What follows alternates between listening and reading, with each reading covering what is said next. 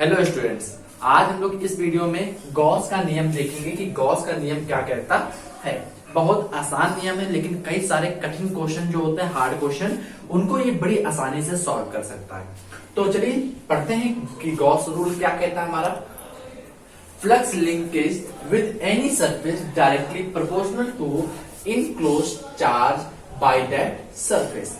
मतलब क्या है कि यदि किसी चार्ज को हम लोग किसी सरफेस से ढक देते हैं या फिर बंद कर देते हैं, तो जो टोटल फ्लक्स निकल के आता है वो प्रोपोर्शनल होता है इनक्लोज्ड चार्ज के। डेट में जो चार्ज अंदर बंद है उसके प्रोपोर्शनल होता है हमारा टोटल फ्लक्स। और जब प्रोपोर्शनल का साइन हटाएंगे हम लोग तो सिंपल जवाब कांस्टेंट आता है, और यहाँ कांस्टेंट क्या आता है 1/एप्सिलॉन नॉट। और फ्लक्स का फॉर्मूला आप लोग जानते हैं, फ्लक्स इक्वल टू होता है क्या, electric field into that mean dot product of surface vector या फिर एरिया वेक्टर जिसे हम लोग कहते हैं। तो यहाँ पर उसका इंटीग्रेशन हमने कॉन्सेप्ट लिखा हुआ है, क्योंकि चार्ज अगर बंद है तो इसका मतलब एक सरफेस नहीं होगी, वहां कई सारे सरफेसेस होंगे, और जब सारी सरफेसेस को जोड़ा जाएगा तो इंटीग्रेशन का साइन लगा दिया। इंटीग्रेशन साइन में देखिए एक सर्कल भी बीच में बना हुआ है, इसका मतलब है कि क्लोज्ड सरफेस के बारे में बात कर रहे हैं, डेट में इनक्लोज्ड लिया जा रहा है। तो ये सिंपल से डेफिनेशन लिखी है कि मतलब कि गॉस ने सिर्फ इतना ही कहा था कि चार्ज को बस आप बंद कर दीजिए, बंद करने के बाद कैसी भी आकृति हो, कैसा भी शेप हो, कुछ भी हो, चार्ज अगर बंद है तो टोटल फ्लक्स आपका Q/ε0 होगा। बस आप और कुछ भी नहीं याद रखना है। तो मैंने यहाँ पे दो डायग्राम बनाए हैं, और दोनों डायग्राम में मैं आपको एक्सप्लेन करता हूं कि यहाँ पर क्या चेंजमेंट है। जैसे कि एक हमारा ये बॉक्स बना हुआ है और चार्ज को मैंने यहाँ कहीं बाहर साइड रखा हुआ है। यूनिफॉर्म इलेक्ट्रिक फील्ड लाइंस है, तो इनफाइनाइट हमारी लाइन चार्ज कहीं पर यहाँ पर रखा होगा, जिससे कि इलेक्ट्रिक फील्ड यहाँ पर निकल रही है, बॉक्स के अंदर से होते हुए जा रही है। अगर मैं पूछूं कि ये सरफेस हमारी पहली सरफेस है और ये सरफेस हमारी दूसरी सरफेस है, तो टोटल फ्लक्स क्या बनेगा। तो पहले इस सरफेस से हम लोग निकालेंगे फ्लक्स, तो फ्लक्स आएगा कितना, अगर इस सरफेस देखा जाए तो इसके फ्लक्स को हमने कहा φ1, तो φ1 इक्वल टू होता है क्या, E इंटू ए। जब इलेक्ट्रिक फील्ड दी जाएगी तो E इंटू ए करके फॉर्मूला बनता है, याद रखिएगा आप हमेशा, मैंने सबसे स्टार्टिंग वीडियो में बताया था आपको। तो इलेक्ट्रिक फील्ड देखिए राइट साइड है। अब एरिया के बारे में बात की, दैट मीन एरिया वेक्टर कहां की तरफ होता है। तो देखिए अगर आप ये वाली सरफेस ले रहे हैं तो आउटर साइड में हमेशा एरिया वेक्टर होगा। डब्बा अगर मैंने ये बॉक्स लिया है तो जो इसका एरिया वेक्टर होगा वो बाहर की तरफ होगा, area vector A vector outer side में होगा। अंदर की तरफ नहीं लेंगे, अंदर की तरफ लेंगे तो बॉक्स के अंदर वो एरिया वेक्टर चला जाएगा, जो कि एरिया वेक्टर को कभी भी नहीं लिया जाता है, इनसाइड हमेशा आउटर की तरफ लेते हैं।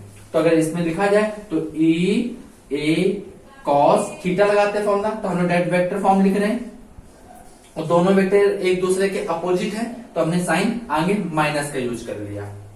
फिर देखिए अगर हम लोग सरफेस दूसरी सरफेस के बारे में पूछा जाए फ्लक्स क्या आएगा, तो सिंपल सा देखिए यहाँ पर इसको फ्लक्स को हमने कह दिया φ2 जो इलेक्ट्रिक फील्ड यहाँ पर है वही इलेक्ट्रिक फील्ड तो यहाँ पर भी होगी, क्योंकि इलेक्ट्रिक फील्ड जो यहाँ से प्रवेश कर रही है, एंटर कर रही है, वही इलेक्ट्रिक फील्ड यहाँ से बाहर की तरफ निकल रही होगी, तो इसको हमने कह दिया ई वेक्टर। अब बात ये इसका एरिया कितना होगा, तो इसका एरिया वेक्टर बाहर की तरफ आएगा। जैसे मैंने आपको कहा एरिया वेक्टर हमेशा आउटर साइड में होता है, तो इसका एरिया वेक्टर बाहर की तरफ होगा, तो ए वेक्टर यहाँ लिख दिया। अब देखिए दोनों हमारे सेम डायरेक्शन में है, तो साइन हम लोग यूज करेंगे प्लस का। लेकिन मैंने आपसे पूछा था टोटल फ्लक्स क्या होगा, तो टोटल फ्लक्स के बारे में अगर यहाँ लिखा जाए φ=φ1 प्लस φ2, हमने लिखा। आप देखिए φ1 माइनस में है, φ2 प्लस में है, और दोनों को जब ऐड करेंगे तो टोटल वैल्यू कितनी आ जाएगी, 0। तो टोटल फ्लक्स हमें पता चल गया कितना आ गया, 0 आ गया। अब हम लोग बात करें इस वाले सिस्टम के बारे में, तो ये सिस्टम क्या कह रहा है इसके बारे में जानकारी करिए। तो देखिए जैसे कि मान लीजिए यहाँ पर एक क्यू चार्ज रखा हुआ, हम लोग जानते हैं कि जो फ्लक्स होता है वो E.A होता है।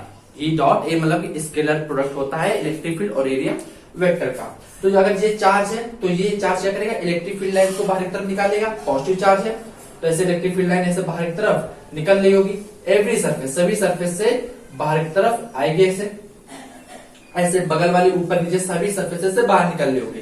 तो इलेक्ट्रिक फील्ड इस प्रकार, और इसका एरिया वेक्टर आउटर साइड में होगा, ए वेक्टर। ऐसे यहाँ पर भी इलेक्ट्रिक फील्ड दे रहा है, एरिया वेक्टर इधर की तरफ आएगा, तो हमेशा इलेक्ट्रिक फील्ड और एरिया वेक्टर दोनों अगर आप देखेंगे तो एक डिफरेंस बन रहा होगा, डेट मीन वेरिएबल है यहाँ पर। मैंने इस प्रकार एक केस कराया था, अगर आपको याद हो पिछले टर्म पे, कि मैंने यहाँ पर एक ऐसे सीट बनाई थी और मैंने यहाँ पर एक चार्ज रखा था, क्यू चार्ज, और मैंने इस प्रकार इलेक्ट्रिक फील्ड लाइंस को निकाला था और मैंने कहा था एरिया वेक्टर बाहर की तरफ, जो एंगल बनेगा θ1, जो ई और ए। फिर इसी प्रकार मैंने यहाँ पर बनाया था एरिया वेक्टर बाहर की तरफ, और मैंने यहाँ पर आपको समझाया था कि यहाँ पर इलेक्ट्रिक फील्ड और एरिया जो है वो बार बार चेंज हो रहे हैं। दैट मीन सॉरी, एरिया तो चेंज नहीं हो रहा, बट इलेक्ट्रिक फील्ड का जो मैग्नीट्यूड है और जो एंगल है वो दोनों यहाँ पर बार बार बदल रहे हैं। तो यहाँ पर वेरिएबल दो हैं और दो वेरिएबल को इंटीग्रेशन सॉल्व करना काफी मुश्किल होता है, उसको डायरेक्ट सॉल्व नहीं करते। अगर आपने वो वीडियो नहीं देखी है तो उस वीडियो को आप पहले देख लीजिए, तब आपको ये कॉन्सेप्ट और अच्छी तरीके से समझ में आ जाएगा। तो इसी प्रकार केस यहाँ पर भी, जो चार्ज रखा है एक सरफेस को जब हमने लिया तो यहाँ पर हमारे पास दो वेरिएबल है, एक इलेक्ट्रिक फील्ड का मैग्नीट्यूड जो आएगा वो भी वेरिएबल होगा, और एरिया वेक्टर और इलेक्ट्रिक फील्ड के बीच जो एंगल बनेगा वो भी वेरिएबल है, वो भी बार बार बदल रहा होगा। तो जब दो वेरिएबल होते हैं तो ई डॉट ए का इंटीग्रेशन करना काफी डिफिकल्ट होता है, तो आसानी से नहीं निकलता है। तो ऐसे में अगर वैसा नहीं कि फ्लक्स नहीं निकलेगा, फ्लक्स निकलेगा बट आप इंटीग्रेशन से नहीं निकाल सकते हैं। तो इस केस में क्या होगा, एक तो सरफेस जेर आई, फिर दूसरी सरफेस बॉटम वाली होगी, फिर उसके सामने वाली होगी, तो टोटल क्यूब में 6 सरफेसेस होती हैं और 6 सरफेस का आप इंटीग्रेशन जब करके निकालेंगे तो काफी मुश्किल में पड़ जाएंगे।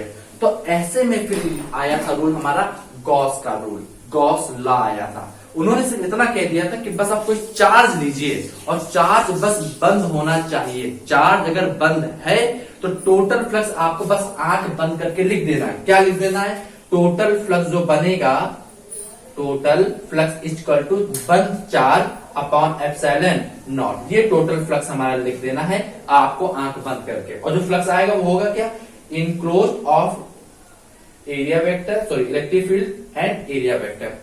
दैट मीन इन सभी का हमने क्या कर दिया, इंटीग्रेशन कर दिया, और इंटीग्रेशन करेंगे जब आप करके निकालेंगे सॉल्व करके तो आपका answer Q upon epsilon not ही आएगा बाद में, ये बात याद रखिएगा हमेशा। लेकिन ये सॉल्व करना काफी डिफिकल्ट है आपके लेवल में अगर देखा जाए तो आई थिंक आपको ये कॉन्सेप्ट समझ में आ गया होगा। इस वाले चार्ज में, इस वाले केस में, जो केस नंबर 1 है, यहाँ पर आप देख सकते हैं यहाँ कोई चार्ज अंदर बंद नहीं है, तभी फ्लक्स कितना आया, यहाँ पर 0 आया। और चार्ज को जब हम लोग अंदर बंद कर देंगे तो total flux Q upon epsilon not लिखा जाएगा। तो चलिए अब एक दो केस और देख लेते हैं, उसमें फिर आपको और अच्छी तरीके से समझ में आ जाएगा। एक बात मैं आपको यहाँ पर और बता दूं, जैसे कि आप देख रहे होंगे कि यहाँ पर तो पूरा चार्ज को बंद करके रखा गया है।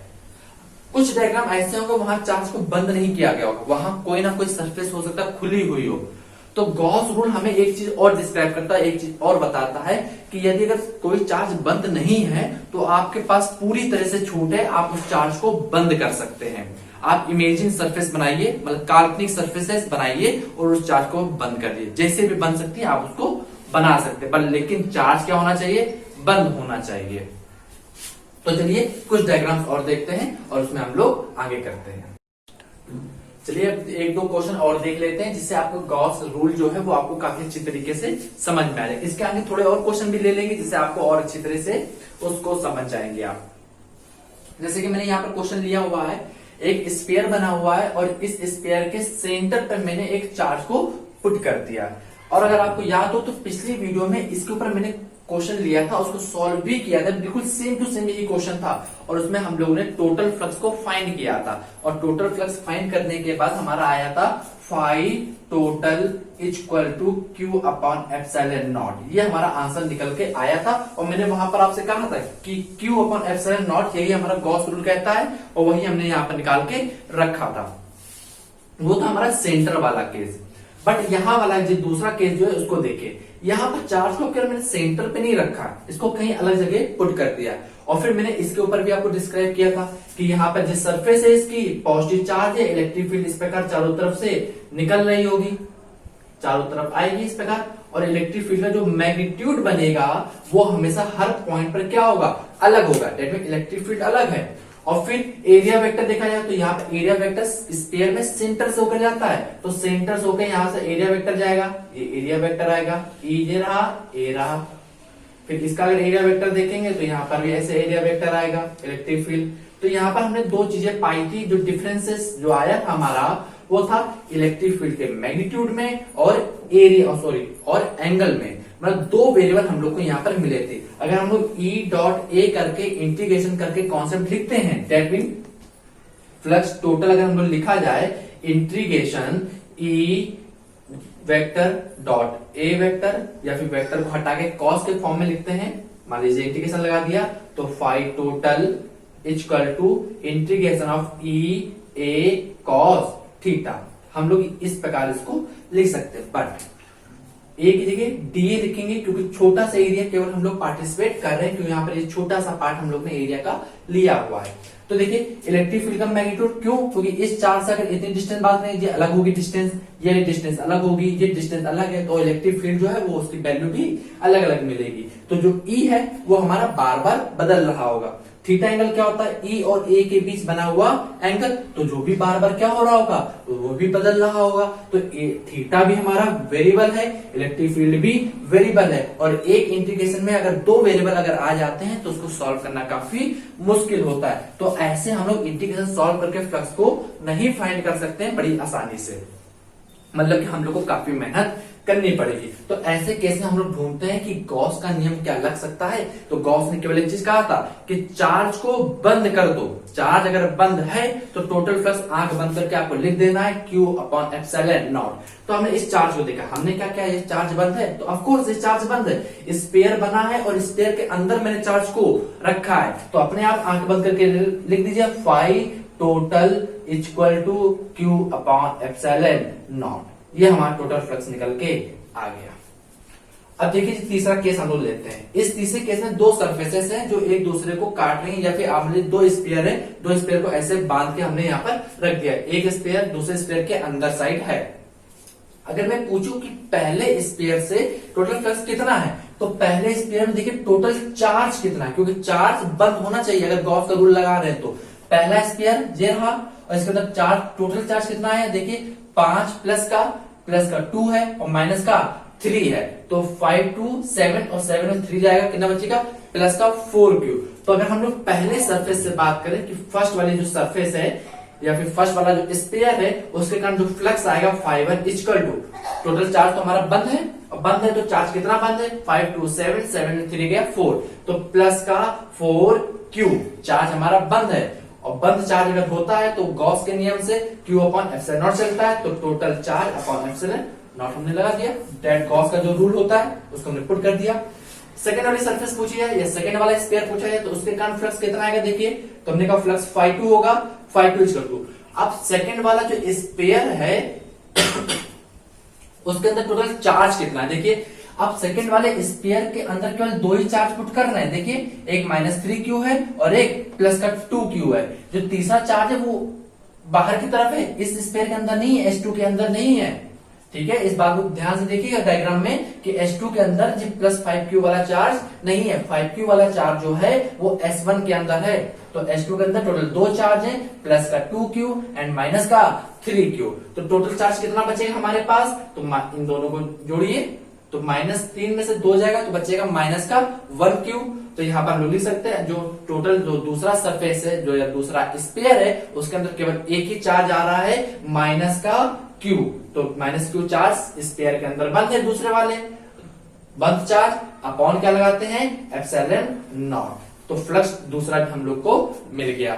तो इन दोनों में हमने अलग अलग फ्लक्स निकाल देख लिया कि फ्लक्स कितना आएगा पहली सरफेस से या फिर पहले स्पेयर से और दूसरे स्पेयर से। तो उम्मीद करते हैं कि आपको ये क्वेश्चन समझ में आ गया होगा कि मैंने इन क्वेश्चन को कैसे सॉल्व किया। ऐसे ही क्वेश्चन आपको एग्जाम में लगे हुए मिलेंगे, कंपटीशन लेवल जो छोटे मोटे कंपटीशन एग्जाम होते हैं वहां पर आपको इसी प्रकार के क्वेश्चन दिए जाते हैं और काफी आसान क्वेश्चन होते हैं, बस आपको थोड़ा सा कॉन्सेप्ट याद होना चाहिए। मैं अभी आगे इसमें 3-4 डायग्राम और लूंगा जिसमें आपको वो आसानी से समझ में आ जाएंगे और वो जो सारे क्वेश्चन होंगे वो आपके कॉम्पिटिशन एग्जाम में पूछे गए होंगे।